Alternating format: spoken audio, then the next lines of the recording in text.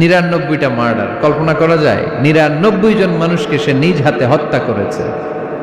৯৯ murder করার পরে তার মনে ভয় আসলো, হায় রে, না জানি আল্লাহ আমার সাথে কেমন আচরণ করে আখিরাতে।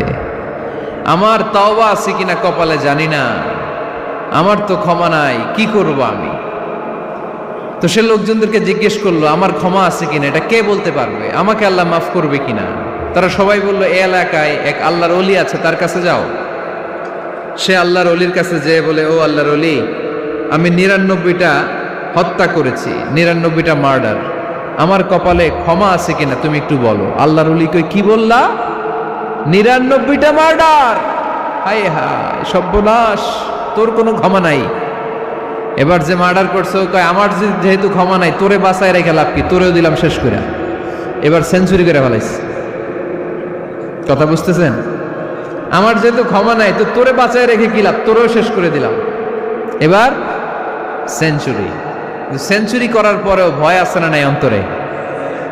অন্তরে তো আল্লাহর ভয়, কই যাবে? খুঁজতে লাগলো কে সমাধান দিতে পারবে। একজন বলল, ওই এলাকায় একজন বড় আলেম আছে, ওই আলেমের কাছে যা। সে আলেমের কাছে যেয়ে বলে, আলেম, আমি ৯৯টা হত্যা করেছি, এখন আমার বড্ড ভয় হয়, আল্লাহ আমারে মাফ করবে কিনা, তুমি একটু আমারে বলো। আলেম বলে, তোমার গুনাহ যত বড়ই হোক, আমার আল্লাহর দয়া তার চাইতেও বড়। তুমি কি পাপ করেছো, কি অন্যায় করেছো? তুমি জানো না আমার রব কত মেহেরবান, তিনি কত দয়ালু, তিনি ভালোবাসার আধার, তিনি করুণার আধার। তোমার পাপ অন্যায় যদি হয় খালের পানির সমান, বিলের পানির সমান, আমার আল্লাহর দয়া সাগরের পানির সমান। তোমার পাপ আর অন্যায় যদি হয় পাহাড়ের সমান, আমার আল্লাহর ভালোবাসার দয়া হচ্ছে আকাশের সমান।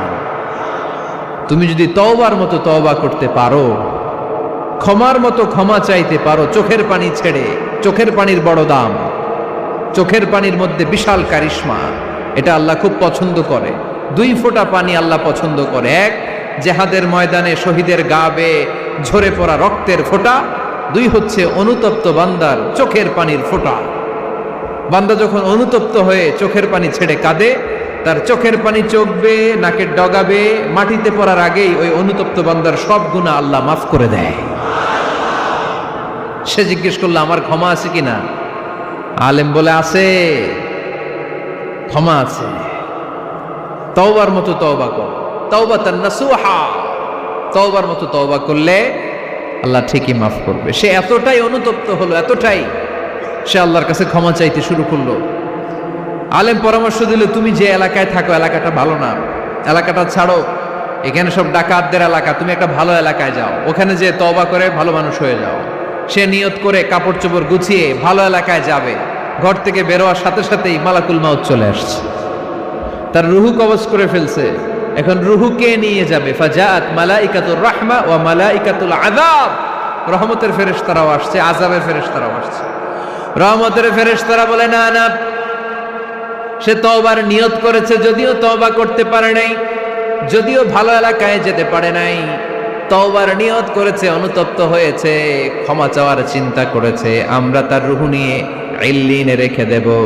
আযাবের ফেরেশতারা বলে, না না, ৯৯টা হত্যা করার পরে আরো একটা হত্যা করে সেঞ্চুরি করেছে, এখনো তো ভালোভাবে তওবা করতে পারে নাই, তার রূহটা নিয়ে আমরা সিজ্জিনের ভেতরে ঢুকায়ে দেব। 2 দল ফেরেশতার মারামারি, এ বলে আমরা নিব, এ বলে আমরা নিব, ঝগড়া আছে না নাই? আল্লাহ বললেন, রাখো রাখো, ঝগড়ার দরকার নাই। এক কাজ করো, যেখানে মারা গিয়েছে ওইখান থেকে ফিতা দিয়ে মাপতে শুরু করো। ভালো এলাকাটা যদি কাছে হয় জান্নাতের ফেরেশতারা নেবে, খারাপ এলাকা যদি কাছে হয় জাহান্নামের ফেরেশতারা নেবে।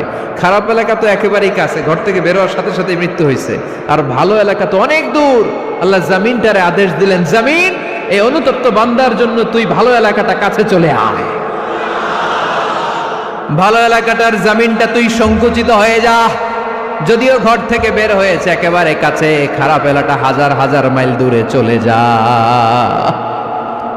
ফিতা দিয়ে মাপ দিয়ে দেখে, সর্বনাশ, ভালো এলাকাটা তো একেবারেই কাছে, খারাপ এলাকাটা অনেক দূরে। আল্লাহর ফয়সালা অনুযায়ী রহমতের ফেরেশতারা তার রূহকে নিয়ে জান্নাতের ভেতরে ঢুকিয়ে দিয়েছে। ৯৯টা হত্যা করার পরে আরো একটা হত্যা করে সেঞ্চুরি, 100টা খুন করছে।